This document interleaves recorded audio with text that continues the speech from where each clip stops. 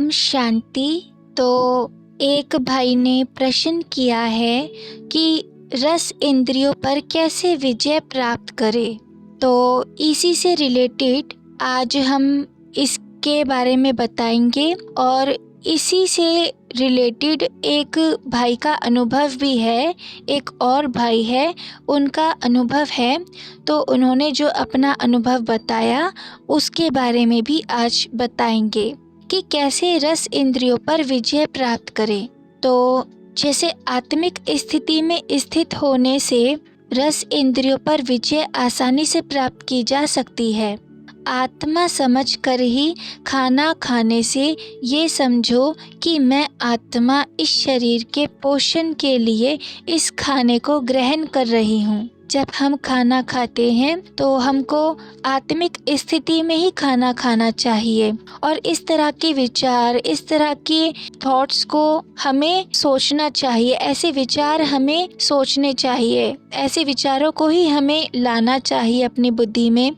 जैसे मैं आत्मा इस शरीर के पोषण के लिए इस खाने को ग्रहण कर रही हूँ, इस भोजन को ग्रहण कर रही हूँ। तो ये जो रस इंद्रियों के ऊपर भी मेरा मुझ आत्मा का नियंत्रण है, सहज नियंत्रण है। मैं आसानी से अपनी हर इंद्री को काबू कर सकती हूँ और मैं इस शरीर को चलाने वाली हूँ। तो ज़रूरत के हिसाब से ही मैं इस शरीर को पोषण के लिए भोजन दूंगी और मेरा रस इंद्रियों पर नियंत्रण होने से मुझे रस से जुड़ी हुई चीज़ों का भोग करना बहुत ज़्यादा ज़रूरी नहीं। मैं ज़रूरत के हिसाब से ही कुछ ग्रहण करती हूँ, जितना शरीर को ज़रूरत हो।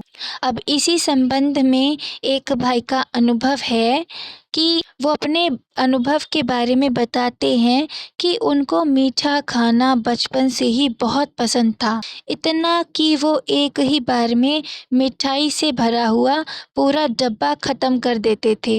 इतनी मिठाइयाँ एक ही बार में खाकर मिठाई का डब्बा खाली कर देते थे। लेकिन जब शिव बाबा के ज्ञान में चले तो आत्मा बिंदु का अभ्यास करते थे, यानी कि आत्मिक स्थिति में स्थित होकर ही खुद को आत्मा बिंदु समझकर खाना खाते थे। तो एक दिन खाना खा रहे थे और मिठाई खाने की बहुत तेज इच्छा हुई उनको, लेकिन एकदम से वो आत्मिक स्थिति में स्थित हुए और खुद को आत्मा बिंदु समझकर और ये समझकर कि इस शरीर को मैं आत्मा बिंदु इस शरीर के पोषण के लिए मुख के ज़रिए यानी कि मुंह से खाना खा रही हूँ।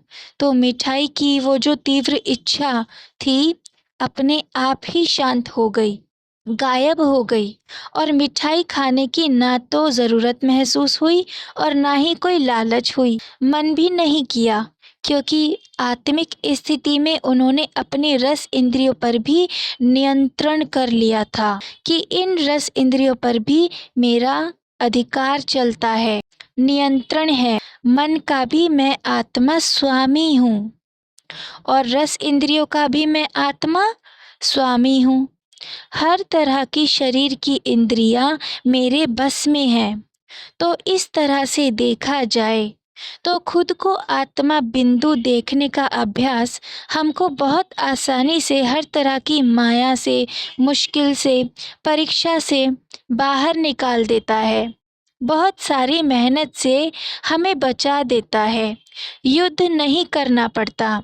इसलिए बाबा पहला पाठ पक्का करने के लिए कहते हैं कि खुद को आत्मा देखो, क्योंकि ये बेसिक प्रैक्टिस है ना जो हम आत्माओं को बहुत मजबूत बना सकती है।